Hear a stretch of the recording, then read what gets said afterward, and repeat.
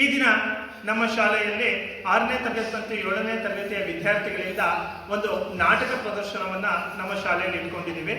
ಮೊದಲನೇ ನಾಟಕ ಡಾಕ್ಟರ್ ಎಚ್.ಎಸ್. ವೆಂಕಟೇಶ್ ಮೂರ್ತಿ ಅವರು ಬರೆದಿರುವಂತಹ ಬಿಲ್ಲ ಹಬ್ಬ ಎಂಬ ನಾಟಕ. ಈ ನಾಟಕವನ್ನು ನಮ್ಮ ಶಾಲೆಯ 7ನೇ ತರಗತಿಯ ವಿದ್ಯಾರ್ಥಿನಿಯರು ಅಭಿನಯಿಸಲಿದ್ದಾರೆ. ಹಾಗೆ 2ನೇ ನಾಟಕ ಕುವೆಂಪು ಅವರು ವಿರಚಿತ ನನ್ನ ಗೋಪಾಲ ಎಂಬ ನಾಟಕವನ್ನು ಆಧರಿಸಿ ಒಂದು ನಾಟಕವನ್ನು ಮಾಡ್ತಾ ಇದ್ದಾರೆ 6ನೇ ತರಗತಿಯ ವಿದ್ಯಾರ್ಥಿನಿಯರು. ಎಲ್ಲರೂ ಕೂಡ ಉತ್ತಮವಾಗಿ ಅಭಿನಯಿಸಿ ನಾಟಕ ಯಶಸ್ವಿಗೊಳಿಸ್ತೀರಾ ಅಂತ ನಂಬ್ತಾ ನಾಟಕವನ್ನು ಪ್ರಾರಂಭಿಸೋಣ.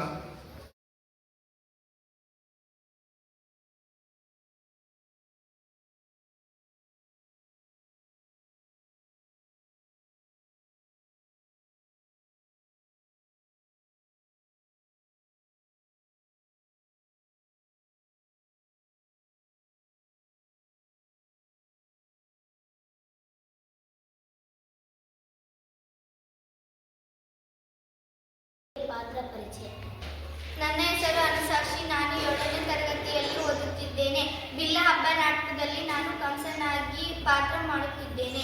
ನಾನು 7ನೇ ತರಗತಿ ವಿದ್ಯಾರ್ಥಿನಿ. ಬಿಲ್ಲ ಹಬ್ಬ ನಾಟಕದಲ್ಲಿ ನನ್ನ ಪಾತ್ರ ಮಂತ್ರಿ. ನನ್ನ ಹೆಸರು ಅಂಶುಕ. ನಾನು 7ನೇ ತರಗತಿ ವಿದ್ಯಾರ್ಥಿನಿ. ಬಿಲ್ಲ ಹಬ್ಬ ನಾಟಕದಲ್ಲಿ ನಾನು ದೇವಕಿ ಆಗಿದ್ದೇನೆ.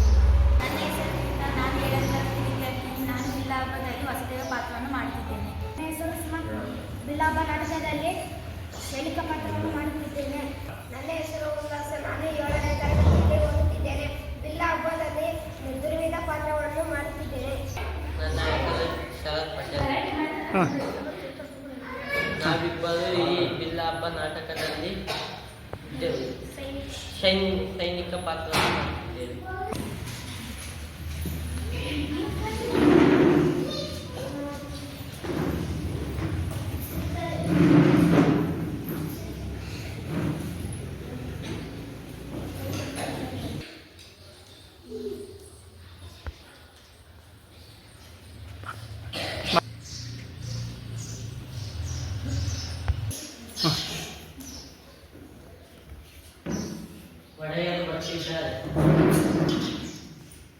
ಕೃಷ್ಣ ಕೃಷ್ಣ ಕೃಷ್ಣ, ಕೇಳಿ ಕೇಳಿ ನನ್ನ ಕಿವಿ ತೂತು ಬಿದ್ದು ಹೋದವು.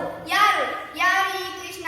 ಹಾಲು ಕೊಡಲು ಹೋದ ಪೂತನಿಯ ರಕ್ತ ಹೀರಿದನಂತೆ, ಸವಾರಿ ಮಾಡುವಂತ ಬೆನ್ನೊಡ್ಡಿದರೆ ಶಕಟನ ಸೊಂಟಾನೆಯ ಮುರಿದನಂತೆ. ಇವನ ಕೈಯಲ್ಲಿ ತೃಣಾವರ್ತ ಆಟದ ಬುಗುರಿಯಾಗಿ ಹೋದ. ರೇಣುಕ ಬೇಲದ ಹಣ್ಣು ಬಡಗೆಯಾದ. ಗೋವರ್ಧನ ಬೆಟ್ಟ ಯಕಸಿ ಛತ್ರಿಯಾಗಿ ಹೋಯಿತು. ಯಾರು ಯಾರೀ ಈ ಕೃಷ್ಣ? ಈ ಗೊಲ್ಲರ ಕೋರನಿಗೆ ಈ ಪಾಟಿ ಶಕ್ತಿನ ಎಲ್ಲಿಂದ ಬಂತು ಈ ಶಕ್ತಿ? ಯಾರು ಕೊಟ್ಟರು ಈ ಶಕ್ತಿ? ಗೂಢಚಾರು ಶೋಧನೆ ಮಾಡ್ತಿದ್ದಾರೆ ಒಡೆಯ. ನಮ್ಮ ಗೂಢಚಾರು ಶೋಧನೆ ಮಾಡ್ತಿದ್ದಾರೆ ಒಡೆಯ. ಎಷ್ಟು ದಿನ ಶೋಧನೆ ಮಾಡೋದು?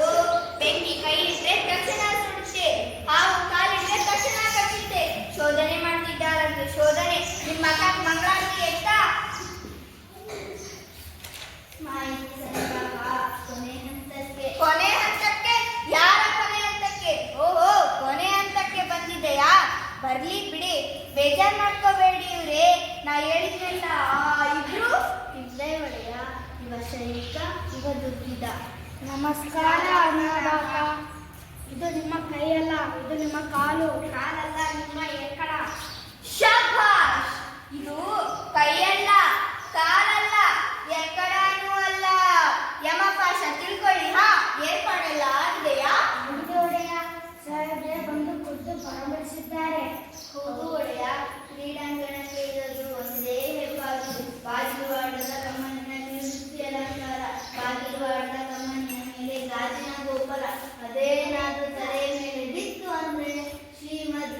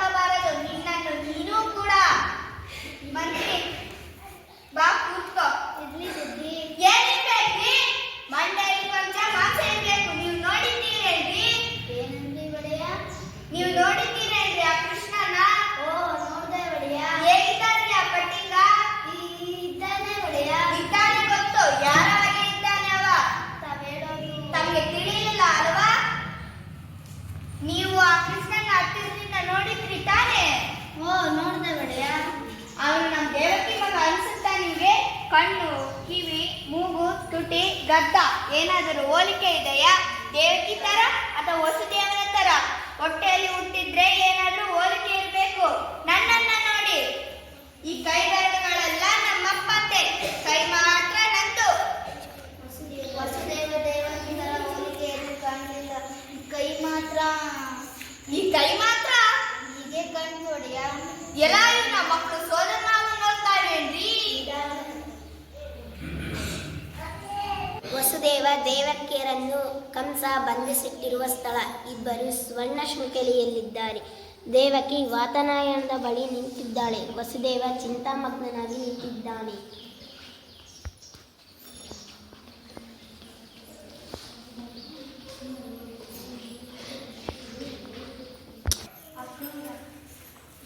ಅಕ್ರೂರ ಎಳೆಯುತ್ತಾ ಬೆಳೆದಿದ್ದಾರೆ ಮಕ್ಕಳು ಅಂತ.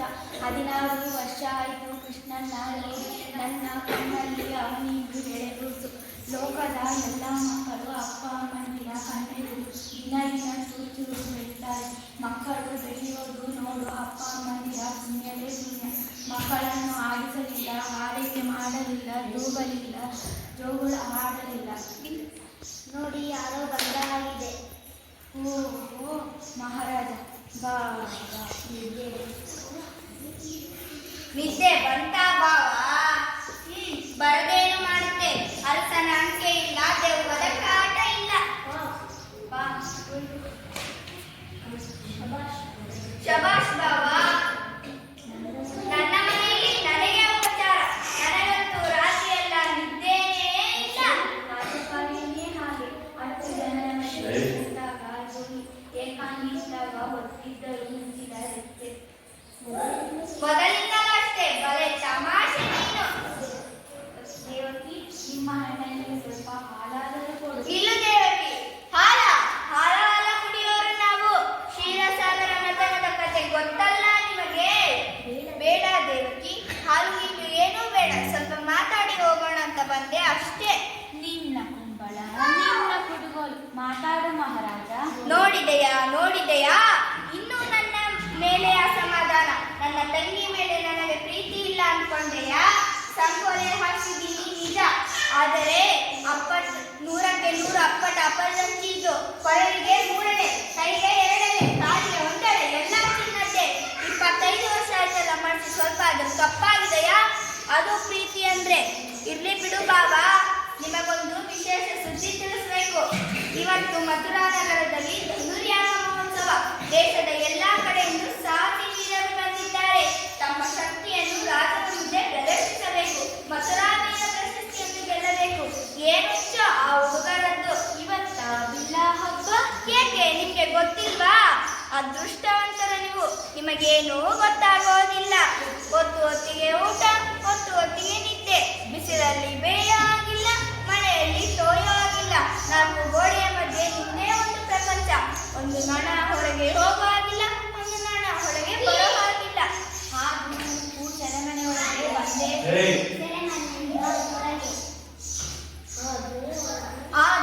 ಆದ್ರೂ ದೇವಕಿ, ಬಂಧನದಲ್ಲಿದ್ದು ನೀವು ಸ್ವತಂತ್ರರು, ನಾವು ಬಯಲಲ್ಲಿದ್ದು ಬಂದಿಗಳು. ಎಲ್ಲಿ ಹೋದರೂ ಅಂಗರಕ್ಷಕರ ಪೀಡೆ. ನಿಶ್ಚಿಂತವಾಗಿ ಊಟ ಮಾಡೋ ಆಗಿಲ್ಲ, ನಿಶ್ಚಿಂತವಾಗಿ ನಿದ್ದೆ ಮಾಡೋ ಆಗಿಲ್ಲ. ಕಣ್ಣು ಮುಚ್ಚಿದರೆ ಸಾಕು ತಕಪಕ ಕುಳಿತ ಕಣ್ಣು ಮುಂದೆ ಬರ್ತಾವೆ 4 ಮಕ್ಕಳು. 16 ವರ್ಷದ ಹಿಂದೆ ಅಷ್ಟಮಿ ರಾತ್ರಿ ಹುಟ್ಟಿದ. ಎಲ್ಲ ಮಕ್ಕಳನ್ನು ಕೊಲಿಸಿದ. ಎಲ್ಲ ಮಕ್ಕಳನ್ನು ಕೊಲಿಸಿದ. ಆದ್ರೆ ದೇವಕಿ ಹೊಟ್ಟೆಯಲ್ಲಿ ಹುಟ್ಟೋ ಅಷ್ಟಮ ಪುತ್ರ 8ನೇ ಮಗ ನನ್ನನ್ನು ಕೊಲ್ಲಬೇಕು. ಆದ್ರೆ ದೇವಕಿ ಹೊಟ್ಟೆಯಲ್ಲಿ ಹುಟ್ಟಿದ ಮಗ ಪುತ್ರ ಅಲ್ಲ, ಪುತ್ರಿ. ದೇವಕಿ ಕೈಗೆ ಬಿದ್ದ ಅಣ್ಣನಿಗಿಂತ ಹೊಟ್ಟೆಯಲ್ಲಿ ಹುಟ್ಟಿದ ಕೂಸು ನಿನಗೆ ದೊಡ್ಡದ? ಹೇಳು ದೇವಕಿ, ಎಲ್ಲಿ ಬಚ್ಚಿಟ್ಟಿದ್ದಿ ಮಗುನ? ಹೇಳು ದೇವಕಿ, ಹೇಳು. ನಾನು ನಿಜ ಹೇಳಿದ್ರೆ ನೀನು ನಂಬೋದಿಲ್ಲ. ದೇವಕಿ, ಹೇಳು ದೇವಕಿ, ನಿನ್ನ ಮಾತು ನಾನು ನಂಬ್ತೀನಿ. ಹೇಳು. ಬಚ್ಚಿಟ್ಟಿದ್ದು ನಿಜ. 9 ತಿಂಗಳು ಇಲ್ಲಿ ಬಚ್ಚಿಟ್ಟಿದ್ದಿ ಮಗುನ. ಮತ್ತದೇ ಬೊಗಳೆ. ಹೇಳೆ ಛೇ. 16 ವರ್ಷದ ಹಿಂದೆ ಅಷ್ಟಮಿ ರಾತ್ರಿ ಹುಟ್ಟಿದ. ಎಲ್ಲ ಮಕ್ಕಳನ್ನು ಕೊಲಿಸಿದೆ. ಲಕ್ಷ ಮಕ್ಕಳನ್ನು ಕೊಲಿಸಿದರೆ. ಆದರೆ ಆ ಗೋಕುಲದ ಗೊಲ್ಲರ ಹುಡುಗ ಪಿಳ್ಳಂಗೋವಿ ಕೃಷ್ಣ ಆ ನಂದನ ಮನೆಯಲ್ಲಿ ಇರೋದು. ನಿನ್ನ ಮೊದಲನೇ ಹೆಂಡತಿ ರೋಹಿಣಿ, ಅವರ ಪಿಳ್ಳೆ ಆ ಬಲರಾಮ ಆ ನಂದನ ಮನೆಯಲ್ಲೇ ಇರೋದು. ಅರಮನೆ ಕವಳಕ್ಕೆ ಕತ್ರಿ ಹಾಕೋ ಬದಲು ಇಕ್ಕೊಳ್ಳಿ ಅಂತ ಸುಮ್ಮನೆ ಇದ್ದೆ. ಆದ್ರೆ ನೀವೆಲ್ಲ ಸೇರ್ಕೊಂಡು ಏನೋ ಮಸಲತ್ತು ಮಾಡ್ತಿರೋ ಹಾಗಿದೆ. ಆ ಕೃಷ್ಣ ನಿಮ್ಮ ಮಗನೇ ಇರಬೇಕು ಏನೋ. ನಿಮ್ಮ ಮಗ ಯಾರು? ನನ್ನ ಸೋದರಳಿಯವನು. ಸುಳ್ಳು. ಕೃಷ್ಣ ನನ್ನ ಮಗ ಯಾಕೆ? ಕೃಷ್ಣ ಯಶೋದೆಯ ಮಗ, ಕೃಷ್ಣ ನಂದನ ಮಗ, ಕೃಷ್ಣ ನನ್ನ ಮಗ ಅಲ್ಲವನು, ಕೃಷ್ಣ ನನ್ನ ಮಗ ಅಲ್ಲವನು. ಸರಿ ಮತ್ತೆ